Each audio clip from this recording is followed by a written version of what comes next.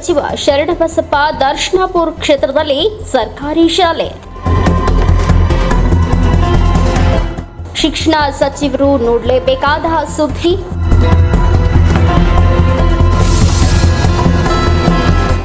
ಪೋಷಕರು ಖಾಸಗಿ ಶಾಲೆಯತ್ತ ಮುಖ ಮಾಡಲು ಇದು ಒಂದು ಪ್ರಮುಖ ಕಾರಣ.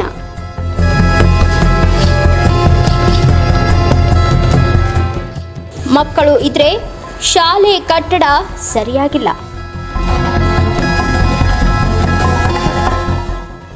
ಶಾಲಾ ಕಟ್ಟಡ ಚೆನ್ನಾಗಿದ್ರೆ ಮಕ್ಕಳಿಲ್ಲ.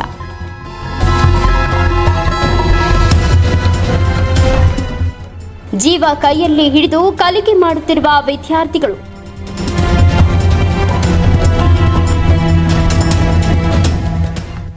ಮಳೆ ಬಂದ್ರೆ ದೇವಸ್ಥಾನದಲ್ಲೇ ಮಕ್ಕಳಿಗೆ ಪಾಠ.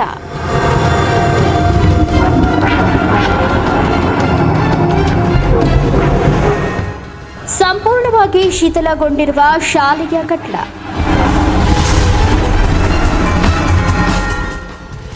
ಹೌದು, ಯಾದಗಿರಿ ಜಿಲ್ಲೆಯ ಶಹಾಪುರ ತಾಲೂಕಿನ ಕೊಡಮನಹಳ್ಳಿ ಗ್ರಾಮದ ನಮ್ಮೂರ ಸರ್ಕಾರಿ ಹಿರಿಯ ಪ್ರಾಥಮಿಕ ಶಾಲೆಯ ವ್ಯವಸ್ಥೆ ಇದು. ಶಾಲಾ ಕೋಣೆಗಳು ಶಿಥಿಲಗೊಂಡಿದ್ದು ಮಕ್ಕಳು ಜೀವ ಕೈಯಲ್ಲಿ ಹಿಡಿದು ಶಿಕ್ಷಣ ಕಲಿಯುವ ದುರ್ದೈವದ ಸಂಗತಿ ಇದಾಗಿದೆ. ಮಳೆ ಬಂದರೆ ಕೋಣೆಗಳು ಸೋರುತ್ತವೆ. ಸರ್ಕಾರಿ ಶಾಲೆಯಲ್ಲಿ ಕಲಿಯುವ ಮಕ್ಕಳ ಜೀವಕ್ಕೆ ಬೆಲೆ ಇಲ್ಲದಂತಾಗಿದೆ. ಇದಕ್ಕಾಗಿ ಇತ್ತೀಚಿನ ದಿನಗಳಲ್ಲಿ ಜನರು ಖಾಸಗಿ ಶಾಲೆಯತ್ತ ಮುಖ ಮಾಡಿ ಸರ್ಕಾರಿ ಶಾಲೆಗಳನ್ನು ಮುಚ್ಚುವ ಸ್ಥಿತಿಗೆ ತಲುಪಿವೆ. ಕೂಡಲೇ ಸಂಬಂಧಪಟ್ಟ ಅಧಿಕಾರಿಗಳು ಕ್ರಮ ಕೈಗೊಂಡು ಸರ್ಕಾರಿ ಶಾಲೆ ಉಳಿಸುವ ಜವಾಬ್ದಾರಿ ಅಧಿಕಾರಿಗಳ ಮತ್ತು ಜನಪ್ರತಿನಿಧಿಗಳ ಕೈಯಲ್ಲಿದೆ. ನಮಸ್ಕಾರ. ನನ್ನ ಹೆಸರು ಕಾರ್ತಿಕ. ನನ್ನ ತಂದೆ ಹೆಸರು ಅನಿಯರಪ್ಪ. ನಾನು 8ನೇ ತರಗತಿಯಲ್ಲಿ ಓದುತ್ತಿದ್ದೇನೆ. ನನ್ನ ಶಾಲೆಯ ಹೆಸರು ಸರ್ಕಾರಿ ಹಿರಿಯ ಪ್ರಾಥಮಿಕ ಶಾಲೆ ಕೊಡಮನಹಳ್ಳಿ. ನಮ್ಮ ಕೊಡಮನಹಳ್ಳಿಯಲ್ಲಿ 3 ಕಟ್ಟಡಗಳಿವೆ, 3 ಶಾಲೆಗಳಿವೆ. 3 ಶಾಲೆಗಳಲ್ಲಿ 2 ಶಾಲೆಗಳು ಸೋರುತ್ತಿದ್ದಾವೆ. ಒಂದು ರೂಮ್ ಆಫೀಸಿಗೆ 1ನೇ ತರಗತಿಯಿಂದ 7ನೇ ತರಗತಿಗೆ ಇದೆ. 2 ರೂಮಿಗೆ. ಅದಕ್ಕೆ ನಾವು ದವಾಖಾನೆಯನ್ನು ಬಳಕೆ ಮಾಡುತ್ತಿದ್ದೇವೆ ಮತ್ತು ಆಂಜನೇಯ ದೇವಸ್ಥಾನದಲ್ಲಿ ಪಾಠ ಮಾಡುತ್ತಾರೆ. ಮತ್ತು ನಮಗೆ ಗ್ರೌಂಡ್ನಲ್ಲಿ ಓಡಾಡಬೇಕಂದ್ರೆ ಜೀವಾಪಾಯವಿದೆ. 3 ರೋಡ್ಗಳಿವೆ. ಯಾವ ರೋಡಿಂದ ಯಾವ ಗಾಡಿ ಬರ್ತೋ ನಮಗೆ ಗೊತ್ತಿಲ್ಲ. ತಕ್ಷಣ ಬಂದು ಬೆಟ್ಟ ಹಚ್ಚಿಬಿಡ್ತಾರೆ ನೋಡಿದ್ರು. ಅದಕ್ಕೆ ನಮ್ಮ ಜೀವಾಪಾಯ ಅನ್ಸಕತ್ತಿದೆ. ನೀವು ನಮಗೆ ಕಟ್ಟಡ ಶಾಲೆಯನ್ನು ಕಟ್ಟಿಸಿಕೊಡ್ಬೇಕಂದ್ರೆ ಕೇಳ್ಕೊಳ್ತಿದ್ದೇನೆ.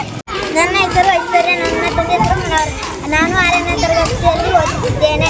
2 ಕೋಣೆಗಳು ಸೋರುತ್ತಿದ್ದೇವೆ. ಅದಕ್ಕಾಗಿ ನಮಗೆ ಕುಂದ್ರೋದಕ್ಕೆ ಭಯವಾಗುತ್ತಿದೆ. ನಮ್ಮ ಸರ್ ಗುಡಿಯಾಗ ಒಂದು ಕ್ಲಾಸ್ ಗುಡಿಯಾಗ, ಒಂದು ಕ್ಲಾಸ್ ಹೊರಗ, 1, 2, 3 ಇಲ್ಲಿ ಕಟ್ಟಿ ಮ್ಯಾಪ್ ತೋತಾರೆ. ಒಂದು ಕ್ಲಾಸ್ 4, 5 ಒಂದು ದವಾಖಾನೆಗೆ ತೋತಾರೆ. ನಮಸ್ಕಾರ. ನನ್ನ ಹೆಸರು ದೇವಮ್ಮ. ನಾನು 6ನೇ ತರಗತಿಯಲ್ಲಿ ಓದುತ್ತಿದ್ದೇನೆ. ನಮ್ಮ ಸರ್ಕಾರಿ ಹಿರಿಯ ಪ್ರಾಥಮಿಕ ಶಾಲೆ ಕೊಡಮನಹಳ್ಳಿ ಓದುತ್ತಿದ್ದೇನೆ. ನಮ್ಮ ಶಾಲೆಯಲ್ಲಿ ಒಂದು ಬಿಲ್ಡಿಂಗ್ ಇಲ್ಲ. 2 ಕೋಣೆಗಳು ಸೋರುತ್ತಿದ್ದಾವೆ. ಆಡೋಕ್ಕೆ ಗ್ರೌಂಡ್ ಇಲ್ಲ. ಗ್ರೌಂಡಿನಲ್ಲಿ 3 ರೋಡ್ಗಳು ಇದ್ದಾವೆ.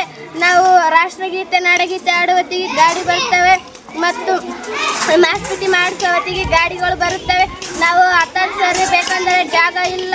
ದಯವಿಟ್ಟು ಊರ ಆಚೆಗಡೆ ಸ್ಕೂಲ್ ಕಟ್ಟಿಸಿಕೊಡಿ ಅಂತ ಕೇಳುತ್ತೇನೆ. ಆತ್ಮೀಯ ಮಾಧ್ಯಮದ ಮಿತ್ರರೇ ಮತ್ತು ಎಲ್ಲ ಪತ್ರಕರ್ತರೇ, ಶಹಾಪುರ ತಾಲೂಕಿನ ಕೊಡಮನಹಳ್ಳಿ ಗ್ರಾಮದಲ್ಲಿ ಏನು ಇರ್ತಕ್ಕಂಥ ಸರ್ಕಾರಿ ಶಾಲೆ 1ನೇ ಕ್ಲಾಸ್ಲಿಂದ 8ನೇ ಕ್ಲಾಸ್ ತನಕ ಸರ್ಕಾರಿ ಶಾಲೆ ಇದ್ದು, ಆ ಸರ್ಕಾರಿ ಶಾಲೆಯಲ್ಲಿ 3 ಕೋಣೆಗಳಿದ್ದು, 3 ಕೋಣೆಯಲ್ಲಿ ಒಂದೇ ಕೋಣೆಯೂ ಸರಿಯಾಗಿದ್ದು, 2 ಕೋಣೆಗಳು ಪೂರ ಮಳೆ ಬಂದರೆ ಸೋರ್ತಾ ಇದ್ದು, ಅಲ್ಲಿ ಮಕ್ಕಳಿಗೆ ಅನಾನುಕೂಲವಾಗಿದ್ದು. ಅಕ್ಷರ ಆವಿಷ್ಕಾರ ಯೋಜನೆ ಅಡಿಯಲ್ಲಿ 2 ಸ್ಕೂಲ್ಗಳು ಮಂಜೂರಾಗಿದ್ದು, 6 ತಿಂಗಳ ಹಿಂದೆ ಕರ್ನಾಟಕ ಮೂಲಭೂತ ಸೌಕರ್ಯ ಅಭಿವೃದ್ಧಿ ಅಧಿಕಾರಿಗಳು ಬಂದು ಡೆಮೊರೇಷನ್ ಮಾಡಿದ್ದಾರೆ. ಡೆಮೊರೇಷನ್ ಮಾಡಿ ಇನ್ನೂ ಅದು ಕಟ್ಟಲಾಗ್ತಾ ಇರಲಿಲ್ಲ. ಈಗ ಸತತವಾಗಿ ಮಳೆ ಸುರಿಯೋದ್ರಿಂದ ಮಕ್ಕಳು ಜೀವ ಕೈಯಲ್ಲಿ ಹಿಡಿದು ಬದುಕ್ತಾ ಇದ್ದಾರೆ, ಓದ್ತಾ ಇದ್ದಾರೆ. ಇವತ್ತು 2 ದಿನ ಸತತ ಮಳೆ ಸುರಿಯೋದ್ರಿಂದ ಮಕ್ಕಳು ರೂಢಿ ಮೇಲೆ ಕುಂತು ಓದ್ತಾ ಇದ್ದಾರೆ. ಮತ್ತು ಏನಾರ ಮಳೆ ಚೆತ್ತ ಬಿದ್ದು ಅಥವಾ ಏನಾಯ್ತು ಅಂದ್ರೆ ಅದಕ್ಕೆ ನೇರ ಕಾರಣ ಅಧಿಕಾರಿಗಳಾಗ್ತಾರೆ ಮತ್ತು ಸಂಬಂಧಪಟ್ಟವರು ಮತ್ತು ಅಲ್ಲಿ ಇರ್ತಕ್ಕಂಥ ಪಾಪ ಶಿಕ್ಷಕರು ಅಮಾಯಕರಿದ್ದಾರೆ. ಕೂಡಲೇ ಇದು ಜನಪ್ರತಿನಿಧಿಗಳು ಮತ್ತು MLA, ಶಾಸಕರು, ಮಂತ್ರಿಗಳು ಕೂಡಲೇ ಗಮನ ಹರಿಸಿ ಇದು ಕೂಡಲೇ ಅಲ್ಲಿ ಸ್ಕೂಲ್ ಕಟ್ಟಡ ಮಾಡಿ ಮಕ್ಕಳಿಗೆ ಅನುಕೂಲ ಮಾಡ್ಕೊಡ್ಬೇಕು. ಅಲ್ಲಿ ಯಾಕೆ ಇರ್ತಕ್ಕಂಥ ಸರ್ಕಾರಿ ಶಾಲೆ ಅಲ್ಲಿ ಸುಮಾರು 170-180 ಮಕ್ಕಳು ಓದ್ತಾ ಇದ್ದು. ಇವತ್ತು ನೋಡ್ರಿ ಪರಿಸ್ಥಿತಿ ಹೆಂಗಿದೆ ಅಂದ್ರೆ ಮಕ್ಕಳು ಜೀವ ಕೈಲಿ ಹಿಡಿದು ಬದುಕಲಾಗತ್ತಾವ. ಅದು ಕೂಡಲೇ ಎಚ್ಚೆತ್ತುಕೊಂಡು ಜಿಲ್ಲಾಡಳಿತ ಎಚ್ಚೆತ್ತುಕೊಂಡು ಮೊನ್ನೆ DDP ಅವರು ಎಚ್ಚೆತ್ತುಕೊಂಡು ಸ್ಕೂಲಿಗೆ ಭೇಟಿ ನೀಡಿ ತಕ್ಷಣ ಆ ಸ್ಕೂಲನ್ನು ರಿಪೇರಿ ಮಾಡೋಕ್ಕಲ್ಲ ಸದ್ಯಕ್ಕೆ ಆ ಕಟ್ಟಡ ಆಗುತ್ತಾನೋ ಇಲ್ಲೇ ಅವ್ರ ಮಕ್ಕಳಿಗೆ ಬೇರೆ ಕಡೆ ಅನುಕೂಲ ಮಾಡಿ ಹೋಗ್ಲಿಕ್ಕೆ ಅನುಕೂಲ ಮಾಡಿಕೊಡ್ಬೇಕು ಅಂತೇಳಿ ಮಾಧ್ಯಮದವರ ಮುಖಾಂತರ ನಾನು ಮನವಿ ಮಾಡ್ತೀನಿ. ನನ್ನ ಹೆಸರು ಶಿವಪುತ್ರ ಜೋಳಿ, ಜಿಲ್ಲಾ ಸಂಚಾಲಕರು ದಲಿತ ಸಂಘರ್ಷ ಸಮಿತಿ ಶಾಪುರ.